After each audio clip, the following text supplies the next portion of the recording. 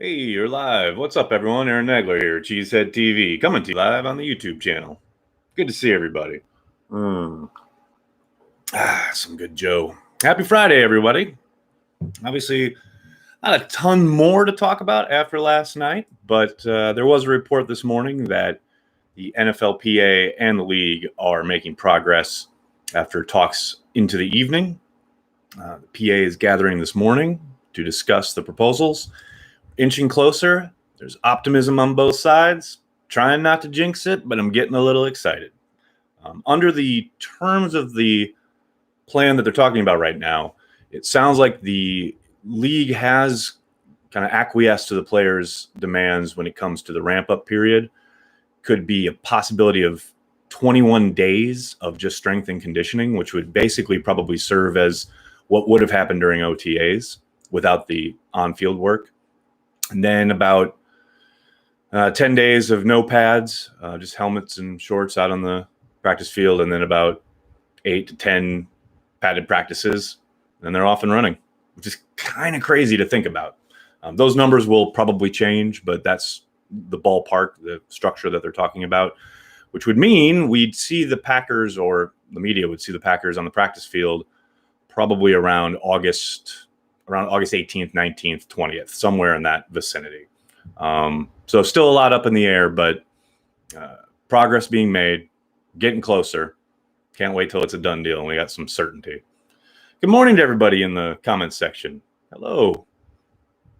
Nags, Big B was asking who the GOAT is. I think he can search his inner soul to figure that one out, because if there is an arbiter of the GOAT, it is Big B.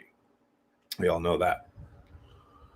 I see your discussions about last night's opener getting rained out. I mean, 2020, you gotta think that was a possibility. But as someone said, as long as the Brewers game doesn't get canceled tonight, I'm all good. You see, I'm geared up. I'm ready for the opener, ready for the one day of the year that points out Matt Bowen's fatal flaw, and that's that he's a Cubs fan. Other than that, he's a great guy. Joey, is my memory fading at 12 years old? It probably is, Joey. Or did Devante Adams absolutely suck years 1 and 2? No. He really fell off a cliff year 2 after the home game against the Lions. The second half in particular of that game was the beginning of his issues his second year. His first year, he was really good for a rookie. He filled in when necessary. He wasn't pressed into a lot of action, but when called upon, he performed pretty damn well. His highlights were probably the Patriots game and the Dallas playoff game. But no, for a rookie, he was pretty damn good and pretty exciting. I think people saw a lot of promise, and that's why it was so frustrating in year 2. But yeah, year 2, he very much struggled. I think it gets overblown a little bit, how bad it actually was. That Lions game was terrible. That second half of the home game against the Lions was absolutely putrid, and he'd be the first one to tell you that. But he did struggle with drops. He was a polarizing figure. There's even a moment down in Arizona, I'll never forget it, where Rodgers throws to Adams in the end zone and Adams drops it, and literally there's a shot from field level of TJ Lang turning around and yelling at Aaron Rodgers, "Why did you throw it to him?" I mean, people were so frustrated at that point. But yeah, he did struggle. There's no doubt about it. And now he's one of the best in the league. Something to remember when casting aspersions on, maybe possibly your current wide receiver situation. I'm not talking to you, Joey, but others. Who's your Packers dark horse for the offense this year? Well, I think, Matt, there's nobody who's really a dark horse for anybody sitting here in mid to late July on a YouTube channel. You guys all know all the players involved. But for the average fan who probably doesn't maybe tune in to too much of this kind of stuff during the offseason, I'd say Tyler Ervin. I think he is going to be maybe not a key component, but a good change of pace and a guy who gives them a lot more production than maybe you would think, given how little he's talked about. I'm excited for everybody. I'm excited for A.J. Dillon, DeGuara, the wide receivers, getting EQ back. All those guys offer a lot of promise. But to me, Tyler Ervin is a guy who really could unlock something in this offense that they were missing for much of the year last year. Whether that's utilizing him on jet sweeps, straight up, traditionally carrying the football or utilizing him in the passing game, he can give you a lot and can make defensive coordinators have to worry about him a little bit, open things up a little bit. So yeah, to me, he's a true dark horse candidate to be just a big surprise, Lee, you just got here. What's close to an agreement? The NFLPA and the NFL are very close, per reports this morning. There's about, one or two issues yet to kind of hammer through, but they're close on not only the schedule, how they're going to ramp up training camp, but also who can opt out, what that does to their contracts, what if a guy opts out, what that means for guaranteed salary versus non-guaranteed, et cetera, things like that. But they're close. They're very close. I like the name Swerve and Irvin. Yeah, what's so funny is Charles Davis said that on the broadcast, I think the first week that they had him, and then it just stuck. Like, was that his name down in Jacksonville? Or did Charles just make that up on the air and it just kind of worked? I don't know. I like it. Is Tramon Williams even an option at this point or no? Joseph, I've talked about this a lot. I think he'll definitely be on their call list if injuries strike. But at this point, you heard Chandon Sullivan, or maybe you didn't, last night, late on Twitter, talking about how Packers have one of the most talented young secondaries in the league. Now, I know it's the offseason. Guys talk themselves and their teammates up. I understand that. But I do think they're a little bit more talented back there than maybe most people give them credit for. I think Chandon himself is very talented. You guys have heard me talk about Kadar Holman. I think Tramon, like I said, if they suffer a rash of injuries at some point at corner, he'll undoubtedly get a call. But at this moment, I think they're going to try and move forward with what they got. Todd Gurley saying NFL season won't finish this year. Your thoughts? Tommy, my thoughts are he's allowed to have his thoughts. We'll see. I mean, sure. Who was it? Oh, Ross Uglum, who used to work right for us and now is over at Packer Report. He had a great tweet the other day, or set of tweets. He was like, look, everyone who pops into every single chat or tweet or message board or whatever, when people are talking football, and to randomly just insert, well, it doesn't matter, the season's not going to happen anyway, or they're never going to finish the season. We get it. You're a pessimist. Duly noted. No one cares. I am of the opinion that they're going to make it work. They got a ton of people who are really smart. They have consulted with every medical expert possible. They have more money than God. If there's one entity that can make it work in the middle of a fucking pandemic, it's the NFL. So I'm going to choose to be optimistic. Todd Gurley can choose to be pessimistic. Obviously, he has more reason than anybody to be pessimistic because it's his body on the line, along with the bodies of his family members, etc. If he were to be exposed to COVID-19, I understand that. So if he does feel that way, he is going to be most likely able to opt out. And away he goes. So, I'm all in, man. I have confidence that the NFL is going to pull it off. But we'll see. Nathan, thanks to the super chat. Kevin King was a shutdown cornerback in the red zone. Part of the reason we had great red zone defense, not all just luck.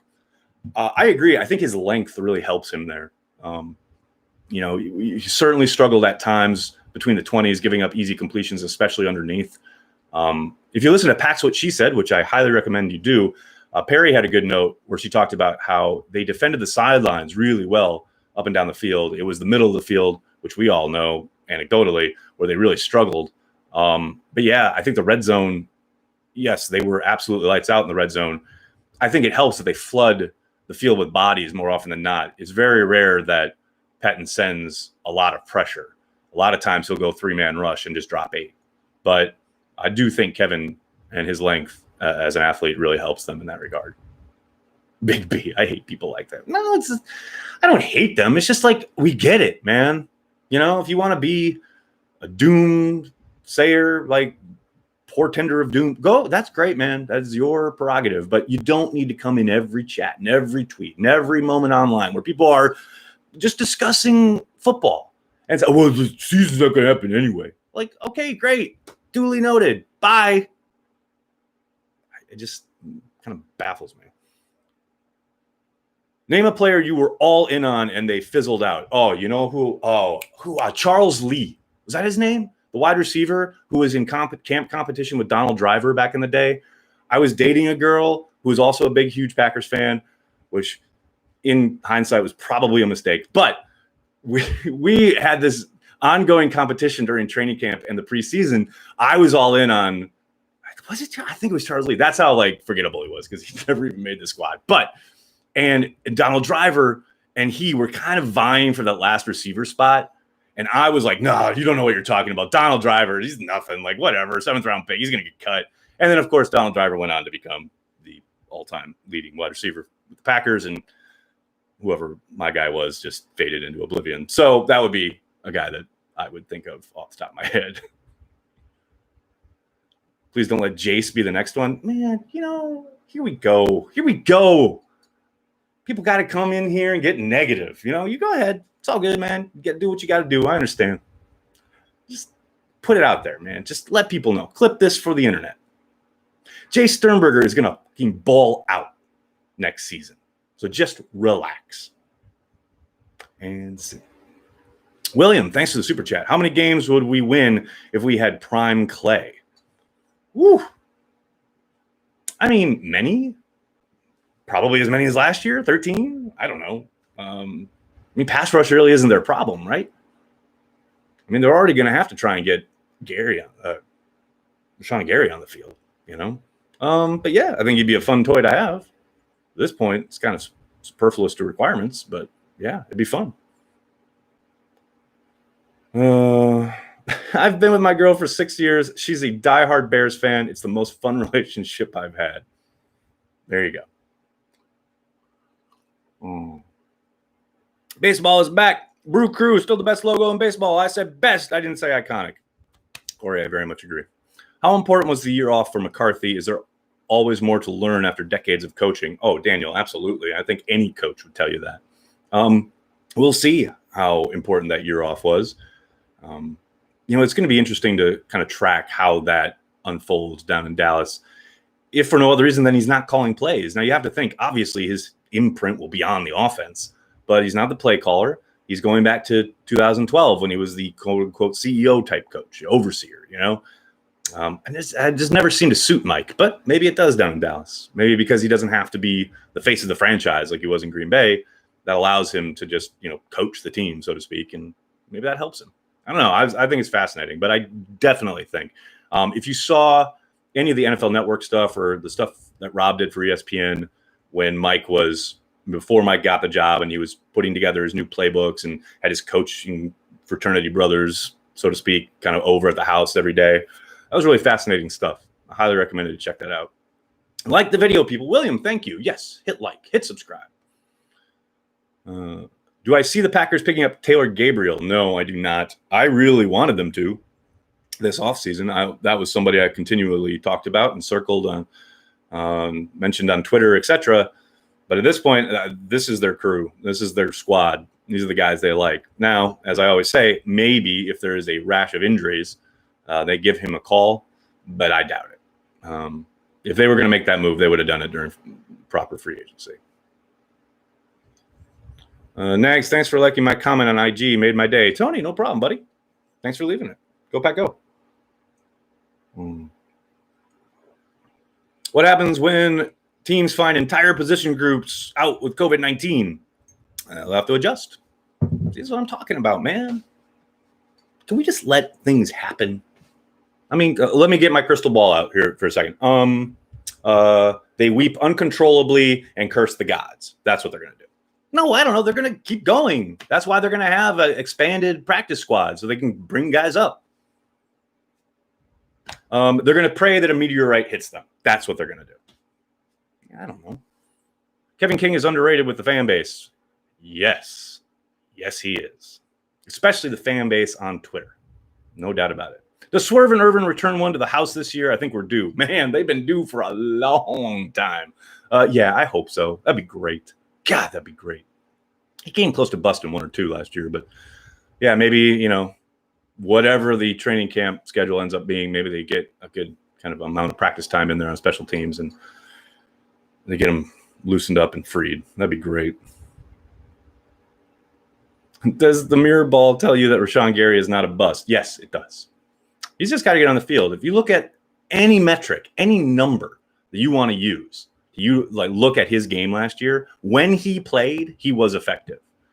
You want to look at the tape. The tape shows real promise. But then people want to point at a lack of production. Well, yeah, he wasn't on the field. When he was on the field, he played well. Just got to get on the field. That's down to the coaching staff. When was our last punt return for a touchdown anyway? I believe it was Micah Hyde. Back when Micah was still here. I've been praying for a meteorite for years. Yeah, you and me both, Matt. Who's your favorite coach on the staff not named Matt LaFleur? Walter Williams. Is this Matt LaFleur's burner account? Favorite coach? At this point, probably Jerry Gray, because his availability was so awesome. But no, I'll go with Nathaniel Hackett. I really like Nathaniel. If for no other reason than he's a monster Star Wars fan like me. It happened at Cleo's. What's up? You made it. Regular on the trivia, joining us here on Packers Daily. My favorite 87 is Robert Brooks. Had a monster 1995 year and then tore his ACL in 96. What could have been. Yeah, and that birthed the classic, the iconic game day video game commercial where he gets caught from behind and he gets up and looks at the developers and says, "That don't show my breakaway speed." And one of the guys says, "Our numbers show that you've lost a step." And then he throws the controller down in disgust and leaves the room. One of the best commercials ever. But yeah, he was kind of like Jordy Nelson in that way. And that, Jordy came back and had a monster year, obviously. But then after that monster year, never really captured it again. Robert was amazing. Favre's go-to guy. And then the injury robbed him of his explosiveness. Stanley, thanks for the super chat. Good morning, Nags. How about you eat a damn salad? Amen. Amen, brother. Luke Getzey, baby. Yeah, I like Luke. Luke's good peeps. Aaron Rodgers loves him. Hackett's has some good energy. Love him too. Yeah, absolutely. I was just about to say Robert Brooks was legit in game day. He was, man. He was a monster. He used to utilize him on the post route all the time. Did you ever get to meet Jordy Nelson? Seems like one of the nicest, most down-to-earth guys in the NFL. I did, Daniel. Funnily enough, true story, I met him in the lobby of the team hotel down in Dallas when I was on the beat. And Randall Cobb introduced me because I knew Randall. I've known Randall basically since he came into the league. I had never met Jordy, and they were walking together. He said, "Oh, this is Aaron Negler from She Said TV." And that's how we met. And yes, he is incredibly nice, gracious, really good dude. As nice as he appears in his media availabilities. Arthur, thanks for the super chat. No preseason. We want Tim Boyle Laser Show. Well, yes, we all are going to miss Tim Boyle Laser Show. However, I got to think no preseason probably means Tim Boyle sticks around. Hopefully we don't have to see him at all during the regular season other than when the Packers are winning by 45 and he gets some mop-up duty, because I do think he'll stick around because of the fact that they have had no offseason and Jordan Love is going to have very minimal amount of time to get trained up, so to speak. So, yeah, it's sad we don't get the preseason to see some of these guys, but it's understandable. Year two of LaFleur's offense, year two of Gary and Jace, added AJ and DeGuara. I'm super excited to see what we can do this season. I am with you, man. There are all sorts of potential. I do think that year two in the system is going to, especially given the fact that there's so much continuity in an offseason where they didn't get to work on the field a whole lot, they should be well positioned. There's no doubt about that. Oh, AM looking to get the big B wrath of God on him. Jamal Williams is overrated. We should cut him. Well, I'm not going to get into overrated, underrated, because that goes into who's doing the rating. But Jamal Williams is a really talented football player, and he is dirt cheap on the last year of his deal. It would be asinine to cut him. Now, if a team called about a trade, yeah, you probably listen. But to just outright cut him, that's stupid. Jacob, thanks for the super chat. What are your thoughts on Kevin King? Vastly underrated by a lot of Packers fans. He's really good. He uses his length well. He struggles sometimes between the 20s when giving things up underneath because he doesn't want to get beat deep because he doesn't have elite speed. He gets targeted a hell of a lot more than Jair because people are avoiding Jair. So because of that, the fan base hates him. But I think he's super talented and greatly underappreciated. Now, all of that said, I think it's going to be tough for the Packers to retain him because of all the other guys they got to pay. But we'll see. It'll help that he stayed healthy all year last year. If he can do that again this year, he should be in for a big payday. If not in Green Bay, somewhere else.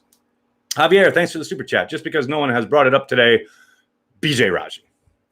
Always a great day to bring up BJ Raji.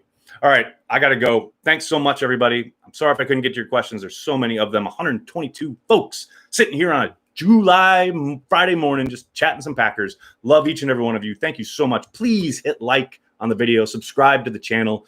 Consider giving us $5 a month on our Patreon account, patreon.com/cheeseheadtv. We're going to be ramping up tons of content during the season. Every little bit helps. Thank you so much. Tell your friends. Tell your family. Cheesehead TV. We are devoted to Green Bay Packers fans worldwide. Thanks a lot, everybody. Have a great day. Go Pack, go.